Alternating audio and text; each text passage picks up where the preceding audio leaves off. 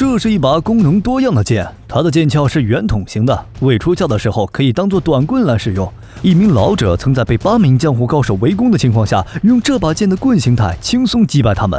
此剑也可出鞘，一旦出鞘就是天下第一宝剑。只有江湖上传闻的天魔剑可以与之交手，那么两剑相遇，谁能更胜一筹呢？电影的开始是一伙强盗在抢劫一家民舍，这伙强盗一共3人，分别是大哥乾坤宫左景龙、二哥天魔剑严天以及3弟修罗府杨刚。严天率先出手，把这家的男主人杀掉，大哥再搭弓射箭，将女主人射死。听到房子下面传出声音，严天将斧子的尖头朝下，循着声音刺了出去。家里的小儿子直接被刺死，大姐魏云也被发现，3人将大姐带走。过了一会儿，家中剩余的男丁魏虎回来，面对被杀的父母、弟弟以及不见了的大姐，他拿起母亲的手铃，发誓要为家人报仇，随后将屋子烧掉。在路上，他遇到一个老者被一群自称燕州八雄的人寻仇。老者拿出随身宝剑，因为剑鞘是圆筒形的，不出鞘的时候可以当作短棍来使用。仅仅用了几招，燕州八雄就动不了了。老者潇洒离开，随后八雄倒地不起。魏虎一看老者实力非凡，就想拜他为师。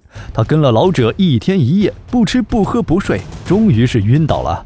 醒来后，魏虎告诉老者，自己为了报家人被杀之仇，想要跟他学武功。时光荏苒，几年过去了，魏虎已经是学有所成，也继承了老者的宝剑。他来到鸡儿镇，遇到了被陶陶院逼良为娼的香香。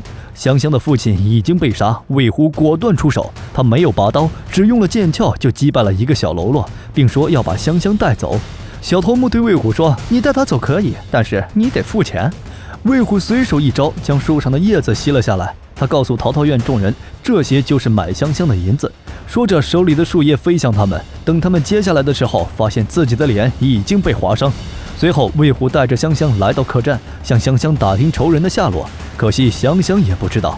陶陶院那边，他们的老大陶公权从手下那里听说了这件事，就派手下去抓住魏虎。陶陶院的人来到客栈，一言不合就跟魏虎打起来。魏虎拔出宝剑迎战，普通的小喽啰不是魏虎的对手，他3下5除2的将他们收拾掉，直接杀到了陶陶院。此时修罗府杨刚也在这里，他躲在屋里观看。陶公权将杨刚他们几个的身份告诉了魏虎，但当魏虎去屋子查看的时候，杨刚已经溜掉了。这时候陶公权突然从后面偷袭魏虎，两人开始比力气。僵持一段时间，两人分开，魏虎拔出宝剑，轻松将陶公权杀掉。另外一边，杨刚和他的徒弟跑到了一片林子，他让徒弟去严天那里报信，自己留下来和魏虎打了起来。修罗斧身长9尺，舞起来赫赫生风，一斧子劈下去，不管是多粗的竹子都会被切成2半。魏虎也是拔出宝剑应敌，几回合下去，杨刚也是被砍了几剑，已经是受了伤。随后魏虎利用竹子的弹力将杨刚弹飞，杨刚一下就被切开的竹子给刺死了。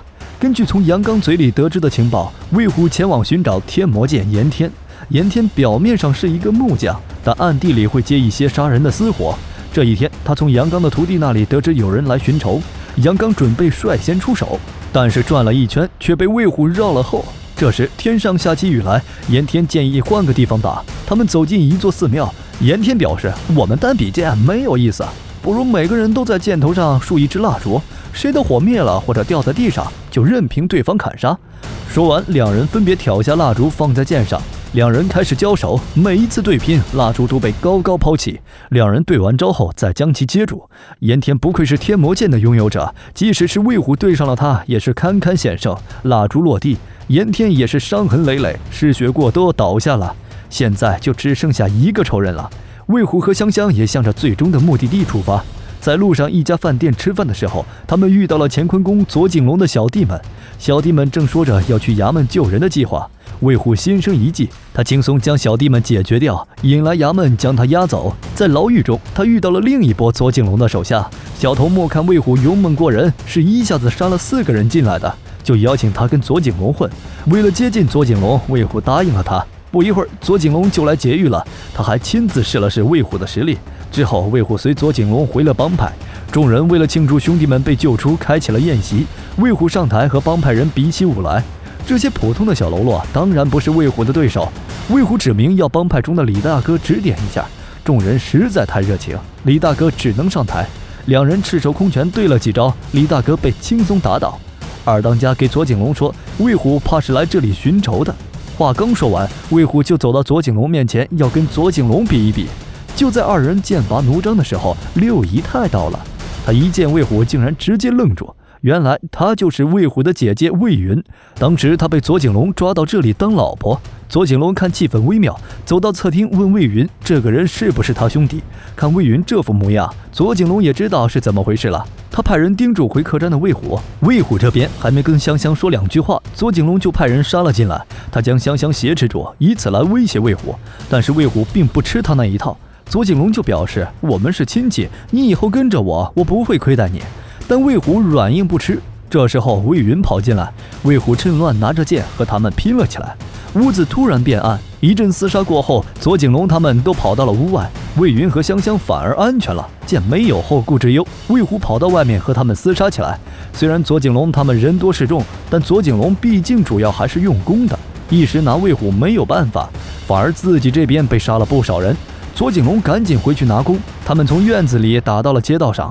左景龙已经取了弓箭，他让手下散开，准备拉弓射魏虎。这时候姐姐魏云跑出来劝架，结果左景龙一箭射在了魏云身上，香香也跑了出来，但是并没有什么用，反而是被小喽啰拉走。左景龙再次弯弓射箭，魏虎这次学聪明了，他和小喽啰们玩起了老鹰捉小鸡，专挑敌人密集的地方跑。左景龙再次一箭射空，射中了自己的手下，魏虎再度和他们厮杀起来。期间左景龙再次搭弓射箭，这次竟射中了自己的二当家。看这样下去不是办法，左景龙拉住香香，拔出剑，让魏虎放下武器，但香香却说自己不怕死。在解决完最后一个喽啰之后，魏虎掏出手铃质问左景龙。魏云爬到左景龙，献出了他的最后一击。随后左景龙和魏虎两人又开始拼剑，然而现在的左景龙根本不是魏虎的对手，他准备逃跑，魏虎拿起地上的剑扔向了他，最终将左景龙射了下来。但是魏云也是彻底死去了，只剩下了魏虎和香香两人。他们最终回到了被魏虎烧毁的老家，两人在此继续生活。这部电影是邱刚健作为编剧加入邵氏的首部公映作品。开场的灭门有些意大利西部片的味道，而片中的侠客头戴草笠，身上有铃，只要铃声一响，就有人要被杀。这也有点日本剑戟片那味儿了。故事情节虽然简单老套，但是影片气氛渲染的不错，武侠电影的常见场景也都无一错过，动作设计的也不错，也算是邵氏电影中挺不错的一部了。那么大家最喜欢邵氏电影的哪一部呢？欢迎大家打在评论区和大家一起讨论。好了，今天的武器介绍就到这里了，想了解更多记得关注加一哟。阿斗说片天天见，明天我们不见不散。